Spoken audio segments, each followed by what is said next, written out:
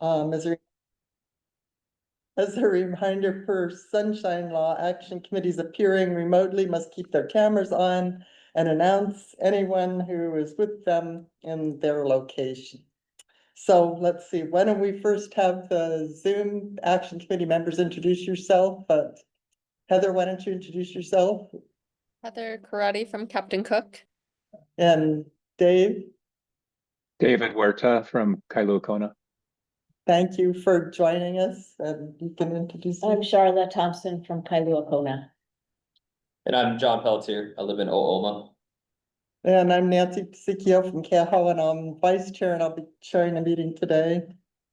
And well, maybe we'll have staff that's present. Introduce yourselves. Hi, I'm Cabello Palili from the Planning Department, Long Range Division. Jessica Lehip, Long Range. Are there any other staff members online that want to introduce themselves? Hi, Mariam Palma with the Planning Department. Hi, Miriam. It looks like there's somebody Hi. else there. Oh, can you guys hear me? Yes. Yeah. Okay. Janice Hata with the Planning Department. Hi, Janice. So, it doesn't look like, are there any members of the public on Zoom? I don't see anybody. Not right now. No. And we've got one member of the public that's joined us. Well, you might as well introduce yourself. You're always here. I'm Jeff Stemper from the National Park Service. Are you gonna testify on anything? I am not. I'm just visiting. Just observing. You can't be without us. Okay, I guess we've got all that stuff taken care of. But thank you, everybody, for being here, and thank you, staff, for coming over from Gila to help us run the meeting. And so we've got, looks like we've got, oh, and I'm supposed to remind you to turn your cell phones off, and there's nobody here to testify, so I don't have to remind them to sign up.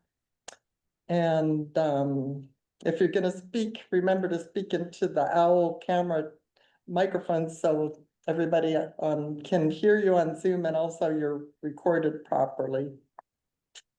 So now the time is 12:05, and I'd like to make a motion to approve the minutes of April 8th, 2025. Do I have a motion to approve? I'll motion to approve the minutes. Is there a second?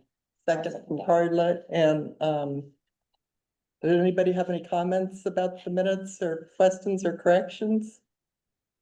No, thanks very much for these are very good minutes, Yeah, very Yeah. concise. too. They really They're great. captured the main points really effectively. Thank you very much. It's not an easy job to go through 2 hours of minutes and sort of glean out the important points, but it's actually really important, especially as people move more online and they want to kind of get a recap of, I think in the old days, nobody looked at minutes, but I get the feeling people are looking at them more now, and so thank you very much. So all in favor of approving the minutes, say aye. Aye. Aye. And anybody opposed? No, motion carries. So we got that done. What's next? And there's no public testimony on items on the agenda unless you want to say something about anything now you're down. Okay. So we're moving to business items, and business item number 1, the mayor's community meeting update. That was at the one at Old Airport. And John wanted to talk about that meeting a little bit because he had some kind of good interactions at that meeting. So why don't you give Yeah, so the meeting was at Maka'eo Pavilion at Old Airport, Nancy said. It was really good. The first part was, I don't know. I mean, it was great. We had some good questions from the audience. Jeff was there. He asked a question. So questions and answers from the mayor, and he had all of his staff there, and they were able to answer a lot of questions. A lot of the concerns from the public were kind of interesting. It was a lot of like repair and improve kind of stuff, like why are the lights out of this park? What's going on with this other park? A lot of stuff like that. Jeff had asked about sewer. Like Kaiser and Queens, then there's one bill and all that, Yeah. which would also include our business. Yeah. I thought the more beneficial part maybe was the second part. The second part was you can come up and just talk with any of the people there, including the mayor. who is there? all of his staff directors, all the directors of the departments were there, Yeah, and some of their staff were there too, So so. that was a good opportunity to talk to department heads. Yes, exactly, and kind of have one-on-one conversations, so. It felt like they were a little less on the spot when you're able to talk with them one-on-one. I met James Komada, who was the person, parks planner, who was very helpful, talking to us about the Kalakaua Regional Park.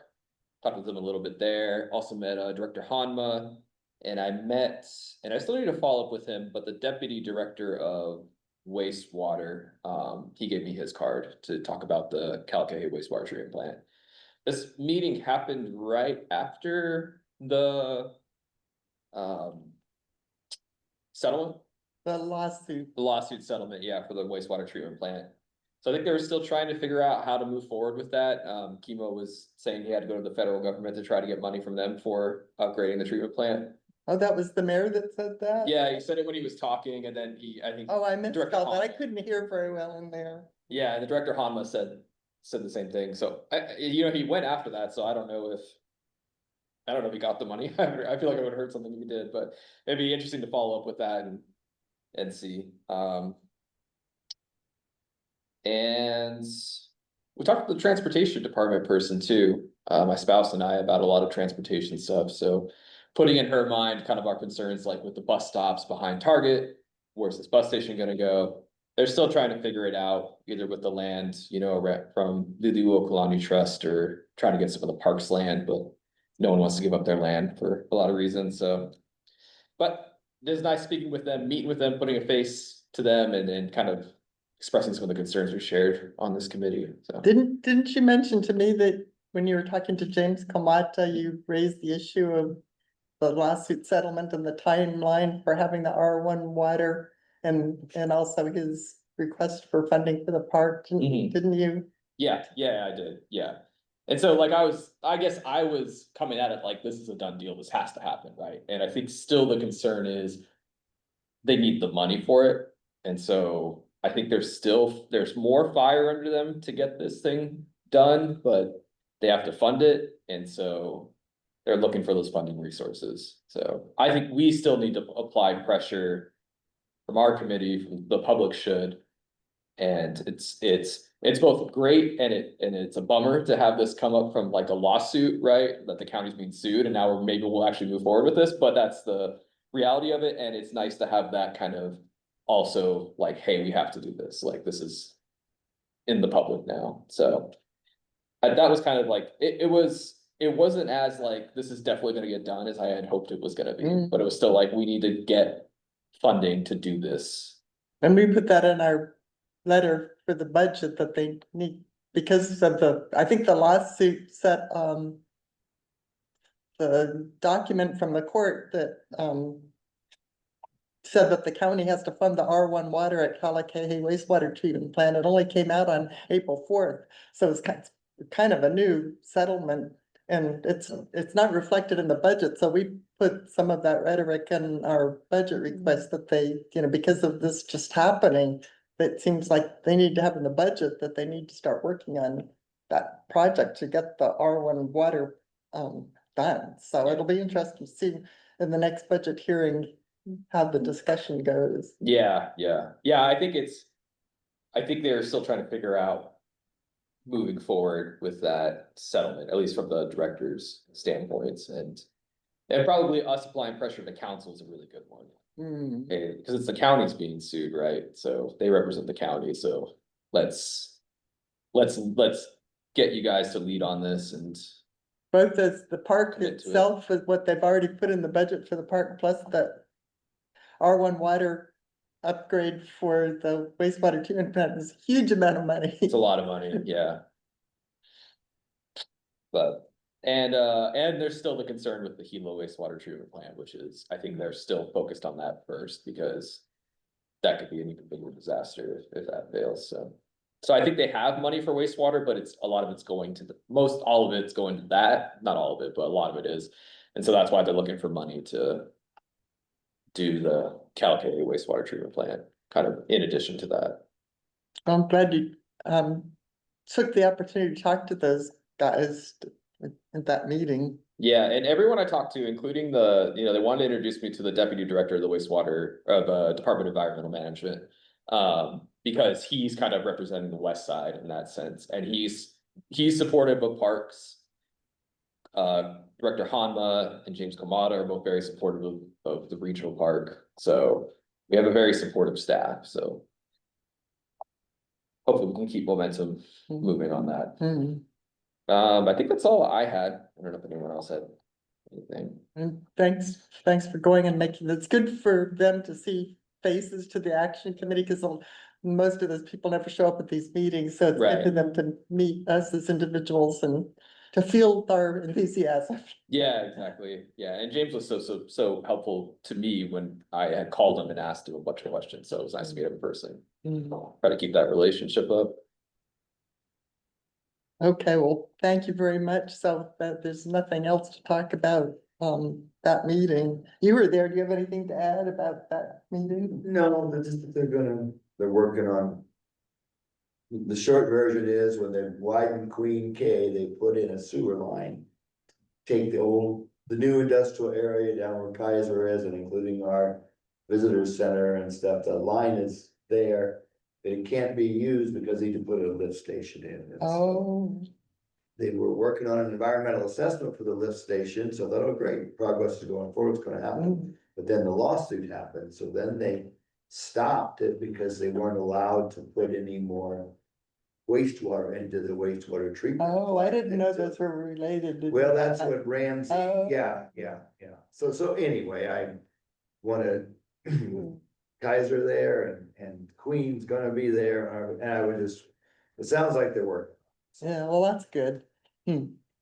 Essential infrastructure. Yeah, that'd be important to keep an eye on, yeah, especially like you're saying, if they're putting Queens there. Well, and Kaiser's there. Yeah, And yeah, Kaiser, we intervened and they're supposed to treat the wastewater to high degree. And then they haven't been doing that.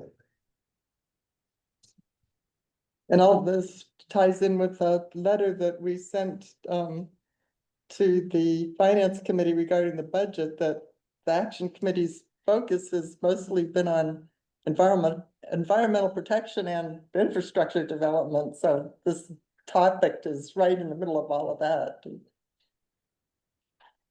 So if there's nothing else, we'll move on. We'll close that item off and move to item 2, which is the Tree City USA update. And Carla's gonna fill us in on all the action that's been happening with that project. Yeah, so, thank you, Cavellas, for putting this letter together. Awesome job.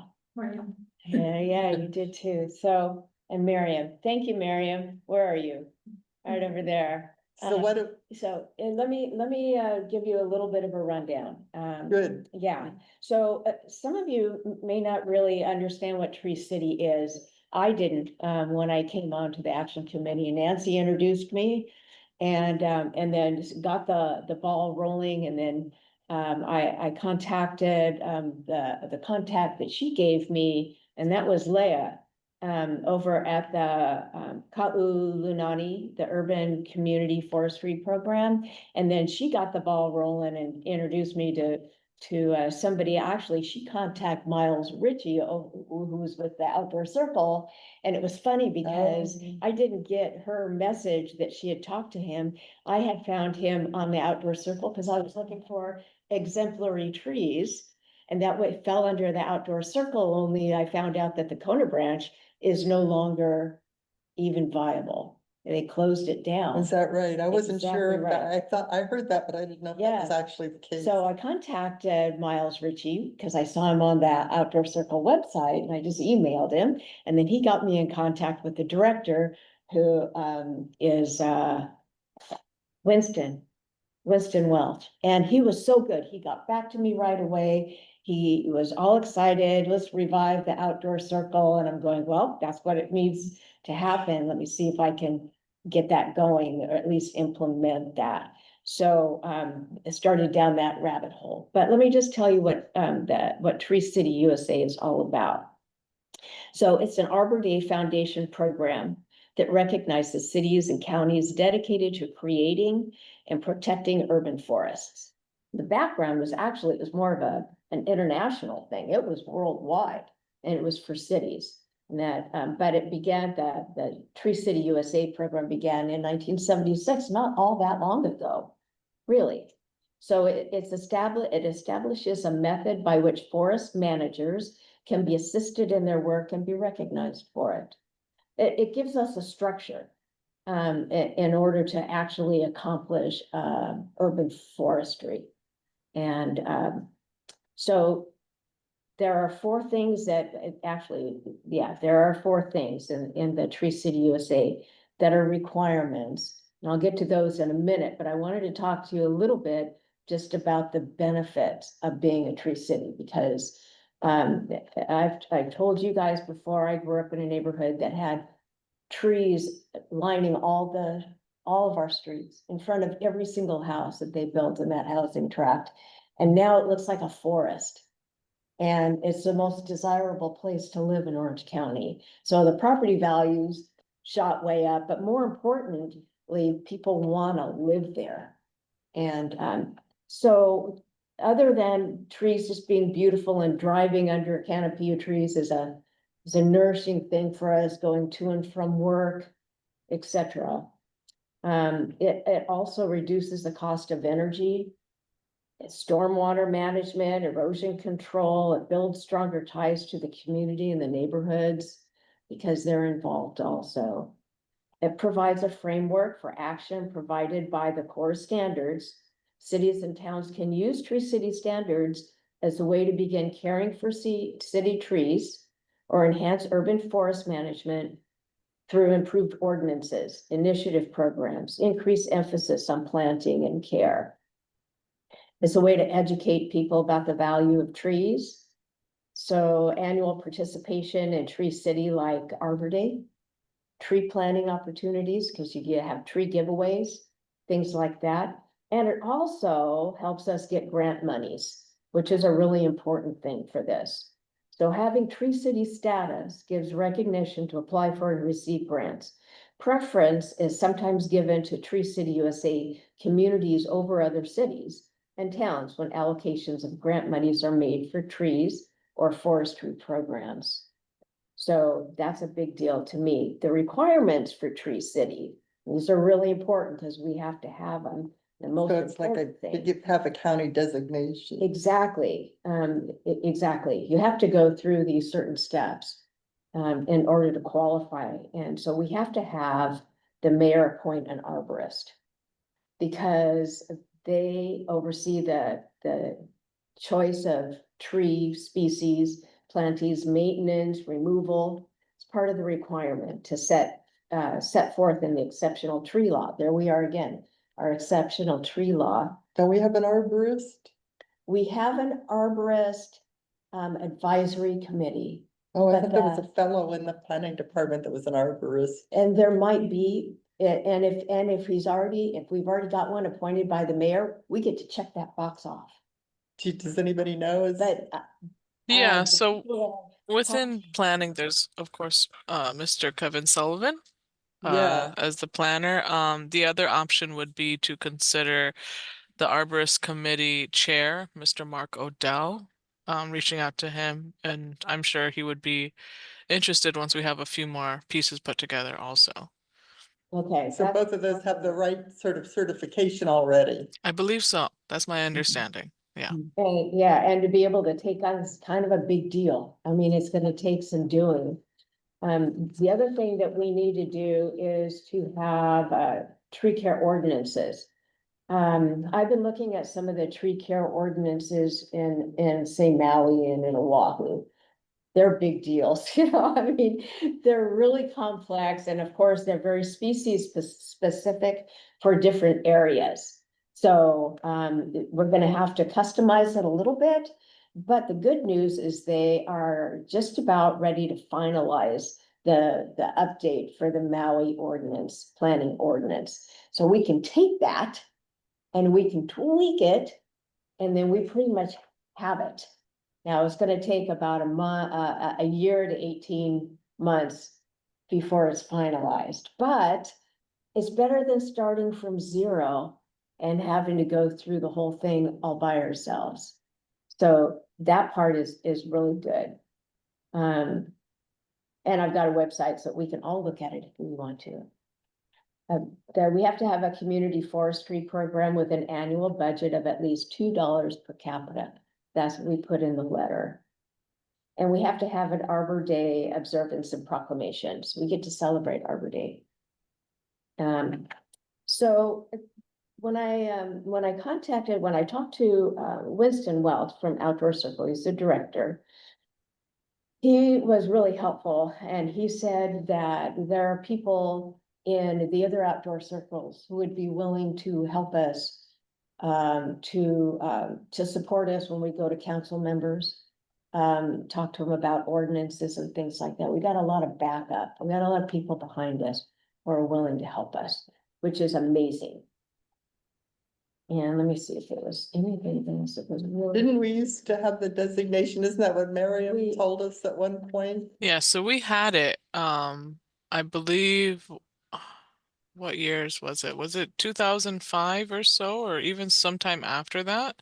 So we've managed to get this designation, and when we spoke to the Tree City people, the historical information wasn't there as to why, but it probably just lapsed in between staff members, and then nobody kept it going. So that was for a few of these, we were kind of brainstorming to see of what we have already would still apply. You know, let's like at least just to get the designation going process. But no matter what, the piece that we keep on like hitting the biggest wall on is finding if we have that $2 per capita already. Hence the letter that we worked on with Charlotte to see if we can get, yeah. Yeah, thank you so much.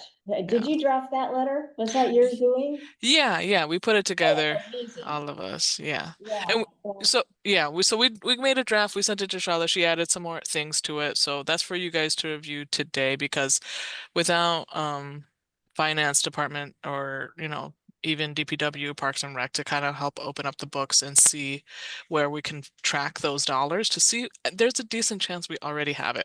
We just have to be able to show it. Wow. Like That's it's not really necessarily that we need to go to fundraise. It's just, tree cutting, like maintenance and all that kind of stuff. All that technically counts. And it should, but we just need to find those in the budget. And Charla already tried, but it's confusing. And so there's a chance we might have to go and look through work orders or things like that. And so that would require collaboration with finance and DPW and Parks and Rec.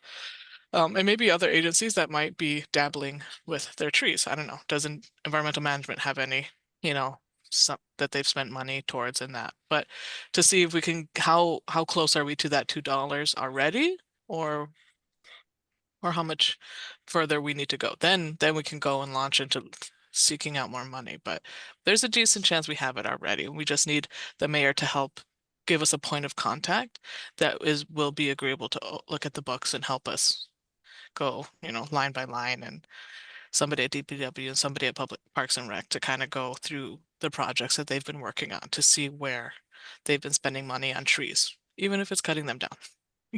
Yeah. That technically counts. I was sort of looking for the mayor to sort of authorize commencing with this process. Yeah, looking for his support in this so that can kind of help find the right people that we need to talk to, instead of just knocking on doors hoping somebody knows a piece, but somebody to help kind of be in charge of guiding us through the budget and seeing and digging where we might find appropriate dollars that fit that definition that Tree City's looking for. Because we've had it before. If we were able to do this even a decade or two ago, like there's a reason why. Like we probably already have some of those foundational things still going. Right. We just need to prove it. And that would be really great. And just to let you know, also, just as far as the outdoor circle is concerned, that would be a really good thing to have going again, because it'll help us with our exemplary trees or exceptional tree program and recommendations that we would make to the arborist. It would give us a little bit more weight with the county council for ordinances that we need to pass. So, I've actually, Winston was really helpful. He actually gave me some names of people that were involved before, gave me some information on the history and why it failed. And I'm just hoping to revisit that. I have a meeting on Thursday with somebody who can maybe help me, take those steps before I actually contact those members again. I just need to know a little bit more.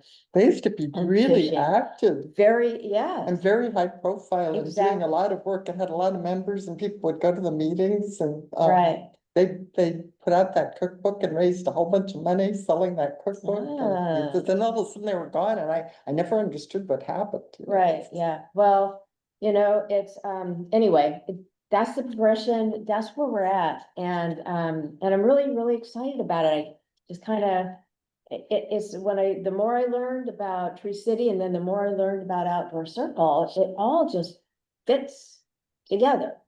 And it's where we want to go, so. Well, it's The moolah. wonderful. I really appreciate that you are willing to, take this on, because it's a really cool, and I would never have done it. It was just sort of I started It's a lot. doing research on like ordinances, and I talked to Kevin Sullivan a few Okay. times, and I've got it, but I just to jump in and like you guys have done with this, I Oh, just, Marion has been so so it instrumental. really, Thank you, I really appreciate it. thank you. Yeah, thank you, Charlotte. And just That's having the great work. support of all of you is really cool too. Well, it's a wonderful opportunity for the action committee. I think for us, as for this committee, I think it's a really good job for us to pursue. And even working with the Outdoor Circle, if we help get them kickstarted again, and we're supposed to be Right. collaborating under our definition, chapter 16 with other nonprofits, so this is perfect, Mhm. And they have a wonderful facility there too. Maybe we could have meetings there sometime. Yeah, I That's a don't know, wonderful, I don't know they have if a we'll still wonderful have meeting access room. to that or not. I have to pursue that. That comes a little later, but yeah, thank you. So We need to do you want us to, so would we need to approve this letter? Is that? Yeah. So just a yeah, vote. yeah, it would be for the committee to look at the letter, see if there's anything they want to change. It honestly, it is 2 pages already, so if there's some trimming to be done, I would agree with that probably. Because we still would put a cover letter on top of this to get chair's signature. So if you guys see any places where you want to trim it or change things, add things, that's kind of what you guys are looking at here today. I read it this morning before I left home. I thought it looked fine. I don't have any changes that I recommend. Carla's been more involved. Is there any changes that you'd want to make to No, that? actually, the only thing I was concerned about is that we had an arborist, because that's another requirement that we have to meet. So we just kind of need to research that and figure out if that's something else we have to pursue, or if we're good to go just the way it is. I think this wet letter, I mean, it is 2 pages, but it's laid out really well and it's bulleted. It's really easy to read. And I think keeping it, it'd be good to find out if we have the arborist, of course, but I think the request in this letter is really straightforward of trying to figure out that Yeah, budget. that's what I Right, yeah. thought, as far as getting, letting the administration know that we're moving down this course and what's involved, and, I think it serves that purpose. So, thanks very much for collaboratively, your joint Yeah, efforts in thank you. getting this far, because it's a lot's been done. Do you wanna? Do you wanna make any changes or anything? No, I So think this is I guess good. I'll make a Let's do that. motion that, regarding the Tree City letter to the mayor, I'll make a motion to approve, sending it to the mayor. Yeah, I'll second the motion. Any more discussion? No, so no more discussion. We'll just, get it all done and get Charlie to sign it and send it to the mayor. So all those in favor? Hi. And any opposed? No, motion carried unanimously. Thank you, everybody. And again, thanks very much for doing this. Great. Yes, thank you, Charlotte. My pleasure. So, the other items shouldn't take very long. The update on SB 1602, that's the bill that we were tracking that had to do with the Keho Aquifer and, doing the two, well monitoring, of, I guess the monitoring would be the surface water and the deep level, I right? think that's kind of to be determined too, whatever, but yeah. And then, so that we know how much water there is in the Cal Aquifer, and Drew Kanuha got that started, and also there was a separate budget item of 4 million to actually pay to do it. And, both those items got approved and they're sitting on the governor's desk, so that's the update is I think, to get that just for us here in Kona for the Cal Aquifer and get that amount of money is a great accomplishment for, and we have to thank, Senator Kanuha for kind of taking the lead on this. I was really glad that we were able to contribute some testimony and support. Yeah, this is really great. And I think overall, there's a lot of support from our state representatives on this. I think Kahaloa and Lowen were both really supportive on the Yeah. House side, so it's a nice unity from all of our state legislatures and kind of our desires too. It's cool. Glad it got passed. But overdue, and yeah, it was really interesting to go onto the website and read the testimony in favor of this SB 1602. I think it was the most sort of politically diverse testimony that I've ever seen on one piece of legislation. It's a really interesting combination of, Fisher Fisher and the Kona Kohala Chamber. Yeah. Yeah. really interesting just to look at the testimony, and all very supportive. So that's what we're just waiting to find out that the governor's gonna sign it, and so the next, number 4 is update on SB 869. That's our neighborhood board bill to amend the, neighborhood chapter 92 of the Sunshine Law so that, CDP action committees can fall under the neighborhood board, operating rules, and that's also sitting in the governor's desk, so I can't see any reason for either of those bills that he would have any reason to, not sign them, so it's just, I guess the beginning of July, we'll know, if he's signed them or not, and then we can move on. So that's all I have on those 2 things. So that's all we have on our agenda. Charlie was gonna be here initially and he was gonna start, maybe having some presentations having to do with 1602 and also the, Seaworm, and their Keho adaptive management plan. He was talking about maybe having someone come and educate us about what's going on with that, but since he left town, we're deferring that, so hopefully at our next meeting, he'll have someone come and educate the community on those efforts. Does anybody else have anything for the next agenda would you like to have this issue back on the agenda? Well, I think I'm gonna be in Montana Oh, for our okay, next meeting. okay. Okay, yeah, it's the only window that we had. so- Okay, so if you're not here, we probably won't put on the agenda. Anything else anybody can think of? Marion, is there anything you want on our next agenda that you can think of? No, nothing at the top of my head right now. Okay, well, we'll have time to think about Yeah, it. they're gonna Charlie have will be back and we can talk about it. They're gonna have some, they're hearing the budget, right, coming up Yeah, next week, so maybe some talks about budget meeting follow-ups. yeah, that might be good to put the budget, because they're gonna be meeting. I think they have to have it approved by the middle of June or something like that, Oh, so, really? yeah. Okay. Okay, well, I guess this is gonna a record short meeting. Announcements, so do you guys, the planning department, have any announcements that you wanna talk to us about? There's a couple on the agenda. Yeah, we got the Kona Open Space Network plan being launched, right? We got a public meeting coming up. Yeah, they changed the date a few times, it looks here like the new date's June 28th. June And that's gonna be, I 28th. think, at the council chambers, so that it'll be like advertised for the public to participate. Yeah. So feel free to spread the word. They're gonna have the maps up, I'm assuming, and things like that for the people to just come, stop by, check it out, give any feedback. And they're gonna take all that feedback back in, and then hopefully they'll be wrapping up that plan pretty soon. Yeah. That's Another exciting. thing is, I guess the Kona Malka Rotary Club contacted you guys, and they contacted Charlie and I.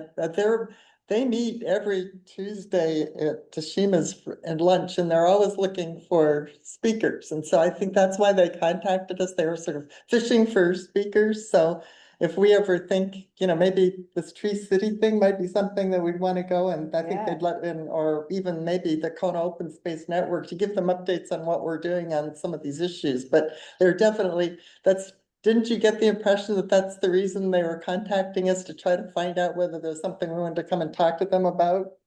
Yeah, they definitely like to have the people from the community come in and give updates about things that are going on in the region. And so this will be a nice moment for you guys to share that. That's kind of like the outreach we're looking for too. And maybe we can Yeah. get some new members out of it too. So Yeah. I don't think I've been to one of their meetings since I ran for county council. Yeah, That's terrible. But that's a lot of work to meet every single Tuesday. yeah. But anyway, that was nice for them to reach out. So keep that in mind. It's a way to, I think Charlie was looking for people to come in here, and they're looking for people to come to their meetings. So we can, Which group is this, sorry? the Kona Malka Rotary Club. So, if there's nothing else that anybody has to announce, anything else anybody can Do you have think a of? date for your next meeting? What's the date for the next meeting? June 10th? Yeah. June 10th, okay. And if there is nothing else, I'll make a motion to adjourn. I'll second the motion. And all those in favor? Aye. Opposed? Well, thank you, everybody, for participating. What time is it? Wow, world record. 12:39. Thanks, Nancy. Thanks for running the meeting. Thank you, all you guys, for Thanks, helping. everyone. See you all. Good guys. meeting.